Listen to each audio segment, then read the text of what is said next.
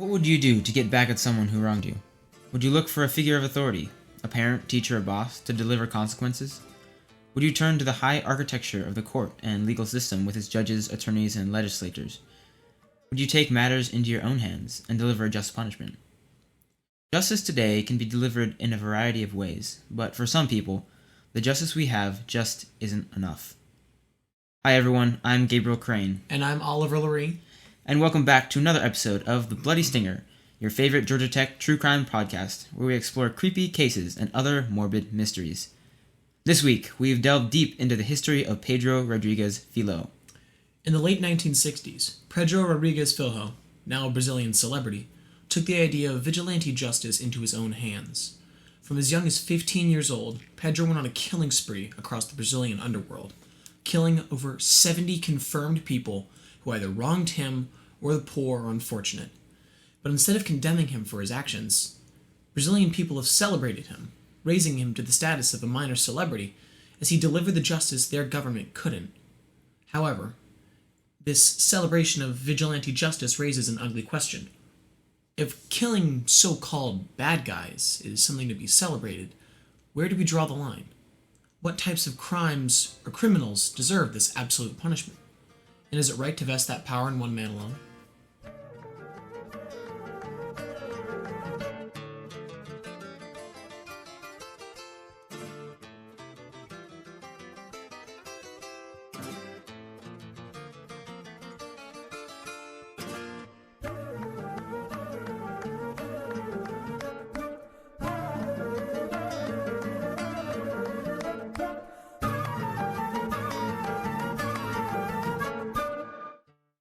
A quick note before we continue our discussion on Pedro Rodrigues Filho.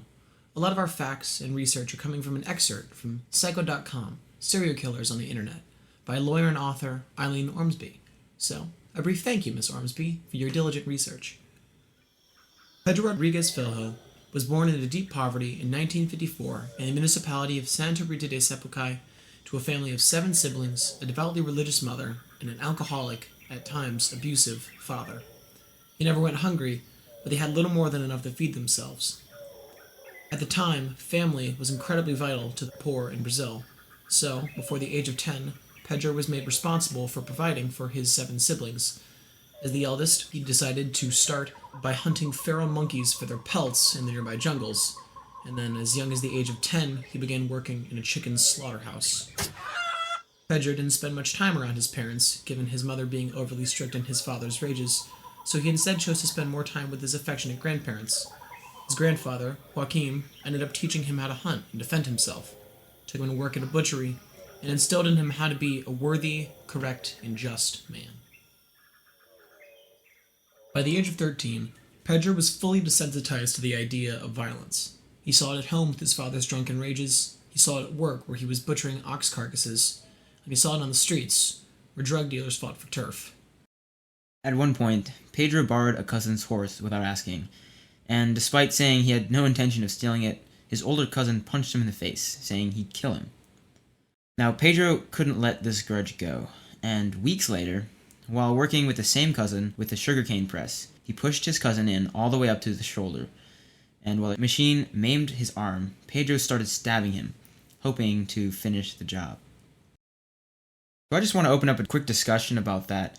The reality of being exposed to such gratuitous violence of crime in the slaughterhouse, in the crime-ridden streets, at such a young age, it probably desensitized Pedro in a sense to violence and maybe opened up doors later on in his life to even worse crimes that he'd commit. Oliver?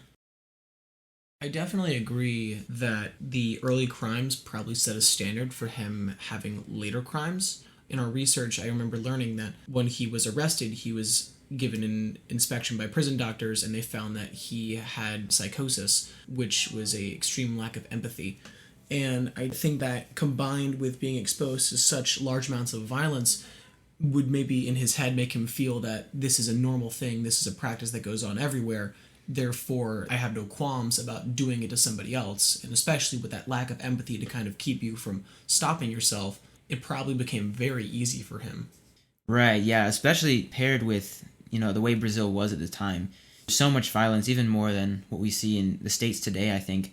Seeing violence day to day probably makes people more comfortable with violence, and it almost desensitizes people watching it happen, as well as those committing it. So maybe vigilantes were, seen as more of a hero than they are today, or maybe they're just more common. It's also possible just to consider that if, in comparison between Brazil and the States, that likely in a poor municipality, it's more going to be that you have to defend yourself and you have to provide for yourself versus looking to the government for solutions or other institutions. So I think that would definitely reinforce the idea of vigilante justice, that you or somebody else who is not the authority you don't really trust needs to handle these problems. Like, it definitely becomes more of a community effort versus looking at any other structure. Okay, so moving on to more of Pedro's life. Pedro's attempted murder of his cousin would be far from his last violent act. Oliver, do you want to... Yeah, when Pedro was 14, his father, who had worked for 12 long years as a janitor for a nearby school, was fired under a false charge of stealing from his work, and the real culprit stayed at the school undiscovered. Pedro was immediately enraged by this injustice, where the deputy mayor had totally refused to hear his father's side of the story. Without his father's income, his family really couldn't survive. So without hesitation, Pedro took his grandfather's rifle and waited outside the house of the deputy mayor. When he got home, Pedro shot him in cold blood, killing him instantly. That wasn't all. Pedro felt fueled by righteousness for his first kill. It felt just to him, it felt correct. And as a result, he still needed to deliver justice to the real culprit. So he later went to the school, found the culprit, and cornered him in a storage room. He made him beg for his life, admit his crimes, and then, as a final punishment, shot him twice in the chest and burned the room down with him still inside. After his first kills, Pedro's family moved in with family in the far more populous São Paulo, where Pedro quickly got wrapped up in the drug trafficking rings present there. Still a teenager, Pedro would quickly gain a reputation among the drug rings for merciless killings against those who wronged him. At one particular time, while Pedro was supporting his pregnant girlfriend, she was shot and killed by a rival gang. And, according to an article by The Sun, in retaliation, he hunted down and killed its members before ultimately arriving at the wedding ceremony of the gang's leader. That night, he would kill 7 and injure 16. However, despite the gratuitous violence, Pedro started gaining fame in São Paulo. He soon left the drug trade and instead started killing abusive men, seeking retribution for abused animals, and hijacking food trucks that he would then drive into the slums to feed the hungry. Pedro, in a sense, became a champion of the poor, a modern-day Robin Hood. He was only 16. Thinking about Pedro's actions here, where he moves away from violence for the sake of just protecting himself and then starts using it as a tool to support the poor and the defenseless, I wonder, where do we draw the line for this vigilante type of justice? Yeah, definitely. I mean, violence against violence can get out of hand very quickly. I mean, we see that time and time again. One person takes it one step and then the person responds with, something even more violent, even worse. An eye for an eye makes the whole world blind. Exactly. And even just looking at some of these examples, I mean, these are animals that are hurt, and then he's handing back to these humans really horrible things. He's killing them, he's injuring them. And that seems like a little bit too far to me, maybe a lot bit too far, almost. I think another thing to consider is a Robin Hood has more to gain than simply just seeing justice done. I think fame is something that really plays into motivation. Of course, he wants to see justice done, and that's a really good thing. Everyone should want that. But, in reality, he's gaining popularity, he's gaining fame, and we have a whole podcast about him today because of the things he did many years ago. So, I mean, yes, it's good that he seeks justice, but when we really take a deeper delve into it, there's more than simply, I want good done in the world. He also wants something for himself out of it. He's getting something out of it, too. I mean, he's written his own, I believe he's written an autobiography on himself. So there's definitely an element, especially that later in his trial for the killings, he's exaggerated details and he's told stories where the facts aren't exactly true. So his life carries a lot of exaggeration, which I would agree does seem to be him trying to get some form of fame. So it begs the question then, I'm going to throw it back at you again. Do we think that this use of violence for the pursuit of justice on the one hand, but also kind of personal progress and fame, is worth it at all? Yeah, I mean, that's something to consider for sure. And in my personal opinion, again, this is my opinion, I don't really like the idea of doing something good, but really for the wrong reasons. I think that can go awry really easily. And just looking at the way PRF went about it, it really wasn't, I think, the best way. It was violent. It was driven by anger, maybe hate, and I think more than just doing good for good's sake. So I think, in my opinion, I don't think it was really worth it. But do you have an opinion about that? No, I think I would agree with the idea that it's not worth it. That, at least from this kind of outside perspective, I can say to it in the moment, and also I don't know exactly how the situation is in Brazil, but it feels very much like it's not justified. It's too violent. He's putting... I really like what you said. You're doing good things for bad reasons, and that can go bad quickly, which is, I mean, what we saw. He's killed over 70 people. At that point, there is a problem. Okay, so getting back into Pedro's life, before we start this next section, as a quick word of caution, this next part of his story does get rather graphic, so if you get a little queasy with that, just brace yourself or maybe skip ahead. But here we go. At the age of 18, Pedro was finally arrested and thrown in a Brazilian prison for his numerous killings. On the way to the prison, Pedro was left in a car with a convicted serial rapist. When the police opened the car back up, Pedro had killed the rapist, stating that he hated rapists. Pedro's reputation followed him into prison, where he ended up killing several men from gangs he had previously angered. But according to an article by the Toronto Sun, nothing compares to his most vicious kill. Oliver? One night, Pedro was told that his mother had been killed. Specifically, his father, in a drunken rage, had stabbed her 21 times. He was allowed to visit his mother, and while he was in the morgue, he made a promise to her that he would kill his father, eat his heart, and therefore avenge her death. Though soon, Pedro was transferred to another penitentiary where he soon learned his father was also being held. One day, he managed to get a guard close to his cell, and with a large knife, held him hostage to take his gun. He then used the gun and knife to shepherd the remaining guards into his cell. Pedro, then armed, crossed the prison to his father's cell, and wrestling him to the ground, stabbed him 22 times in the chest. He then dug into his father's chest, pulled out his heart, sliced off a chunk, and ate it whole. He then returned to his cell, released the guards, handed over all his weapons, and allowed himself to be taken away. What the heck? Yeah. I mean, the level of gratuitous violence to me is astounding. Yeah. And I will agree with the point that if he has a devoutly religious mother, odds are he does carry some religious kind of significance to this event for the whole, heart eating. But it feels just so graphic. I know. I mean, he's taking this eye for an eye concept way too literally. I mean, this has never been accepted in any sort of justice system. Cruel and unusual punishment is obviously not ever permitted in the U.S., no matter who the guy is, no matter what the criminal did. Of course. The worst thing you can receive, or ought to receive, is the death penalty. And even still, a lot of places are trying to get rid of the death penalty because it's absolute. And it just feels like in this moment, he's been killing people in prison. He killed a man on the way to prison. He kills his father with this level of violence. He is judge, he is jury, he's executioner. And as we were saying earlier, it feels like this vigilante type of justice. While yes, it can be celebrated because you're killing the bad guys, it leaves no room for outside input. He is the lone agent here, and if he decides that you're a bad guy, then that's bad for you. Right, who's to say you're wrong? Because, I mean, he's his own justice system, and he can do what he wants. Mm-hmm. There's no check to kind of the power that he holds, unless you count putting him in prison, but then he's still killing people in there, so It doesn't seem very effective. Yeah. And it also seems that during his time in prison, Pedro gained even more fame, especially with the incident with his father, gaining him some worldwide renown. He claimed that he only killed scoundrels. Well, back to our idea of he only killing bad guys, but still, it seems like everyone's celebrating him without realizing what that may mean. And the craziest thing here is that there's a Brazilian penal code that was established a while back when the average life expectancy there was 43 years old, which, first of all, is just terrible. Wait, it was in the 1940s.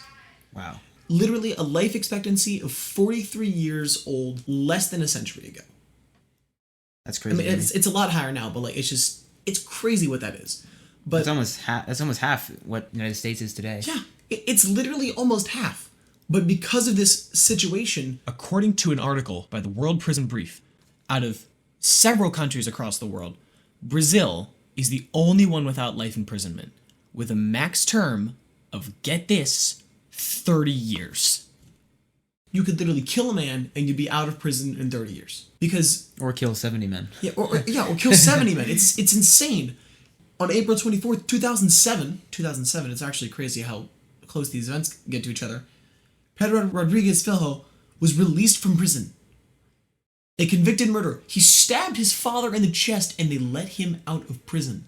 Right. And that was 15 years ago now. That's... Wow. So yeah, after his release, Pedro moved onto a quiet life, leaving behind killing for status as a minor social media celebrity. He spread messages on his YouTube channel, following the rules and obeying elders to the youth of Brazil. Unfortunately, according to an article by the Daily Mirror, Pedro was killed earlier this year in a drive-by shooting outside his home. The most interesting comparison today is between Pedro and the iconic TV serial killer Dexter, who only kills serial killers according to a specific code. I believe that actually Pedro was kind of an inspiration for Dexter, since, if I'm correct, Dexter comes after the fame of a lot of Pedro's killings goes around in Brazil. But it's interesting, again, I mean, everyone's celebrating him for killing these bad guys in prison. We make these shows, we have a lot of figures today, like, Batman. Well, I guess Batman doesn't have has a code of not killing people, so that's a bit different. But I think of this Dexter show. It's a popular show where he's killing serial killers, and people celebrate that.